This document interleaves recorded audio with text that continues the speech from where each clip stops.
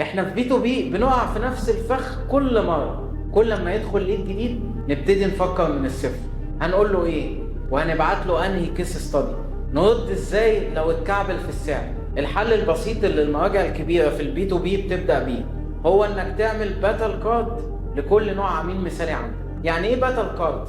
فايل صغير او صفحة واحدة بتجاوب على 4 اسئلة بس عن نوع عميل واحد. مثلا شركات اي كوميرس متوسطة بتدور على اعلانات. اول حاجة الشركة دي مين، المجال ايه، والحجم تقريبا قد ايه.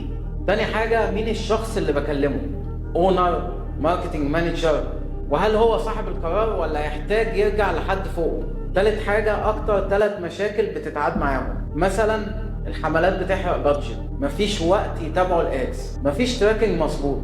رابع حاجة اكتر نتيجة او هدف بيدوروا عليه، زيادة مبيعات بثبات، كوست اقل للليد، حد يمسك الملف من A to Z. اول ما تخلص بقى الكارت ده فجأة كتابة اي ايميل او سكريبت او عرض للنوع ده من العملاء هتبقى اسهل. هتعرف هنا تحط ايدك على المشكلة وتوعده بالنتيجة اللي هو عايزها وتختار له الكيس ستادي الصح.